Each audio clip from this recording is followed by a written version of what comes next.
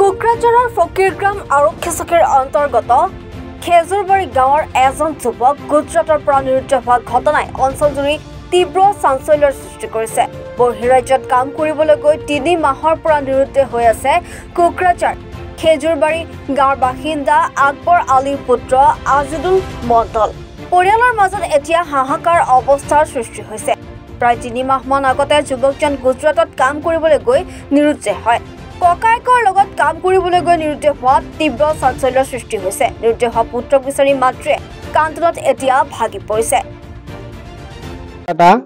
আমাৰ ভাগিনা দুটাই ভাগিনা হয়, ধৰক কামলৈ গৈছিলে গুজৰাটলৈ।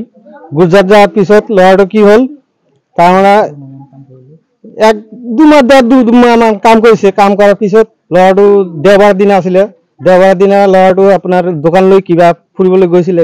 যোৱাৰ পিছত ল'ৰাটো আৰু নিখোজ হ'ল। তাৰ পৰা আমি এতিয়াও খোজাখুজি কৰি আছো, পোৱা নাই। তাৰ ডাঙৰ ভাইটো তাতে আছে, সিও খুজি আছে, সিও পোৱা নাই।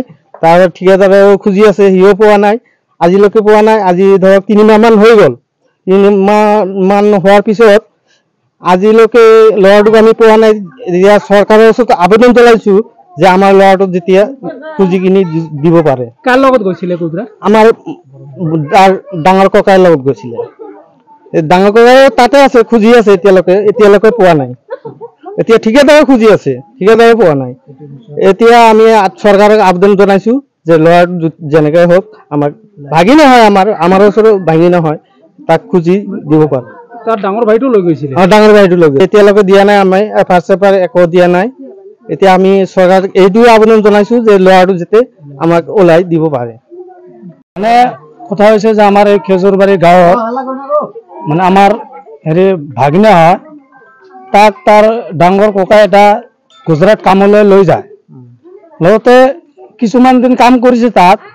মানে আচল কথা হৈছে এইটো মানে ভেৰি উইক বয়, এটা দুৰ্বল মানুহ।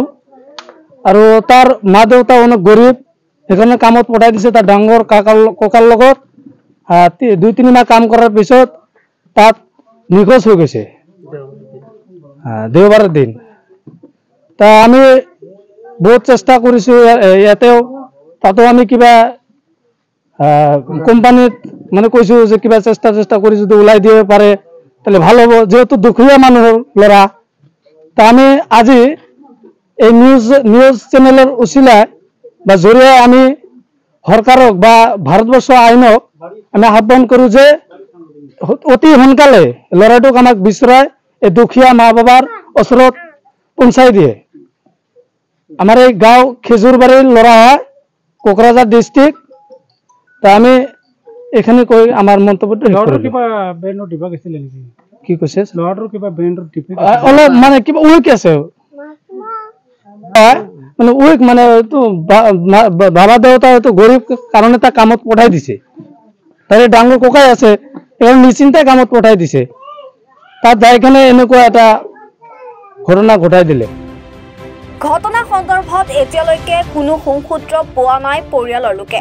হাপত গ্ৰামৰ পৰা আব্দুল হামিদৰ ৰিপৰ্ট, এনি ভাৰত 24।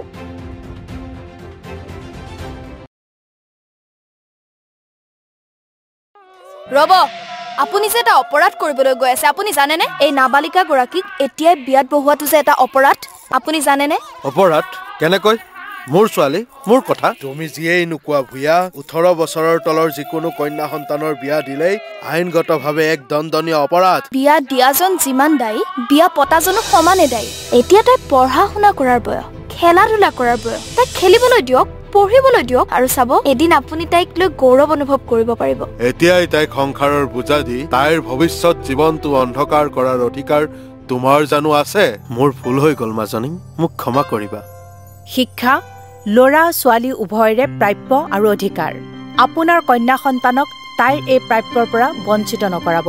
বাল্য বিবাহ ভাৰতীয় আইনৰ দ্বাৰা বিহিত এক দণ্ডনীয় অপৰাধ। এনে অপৰাধ কৰি আপোনাৰ কন্যা সন্তানৰ ভৱিষ্যত অন্ধকাৰৰ মাজলৈ ঠেলি নিদিব।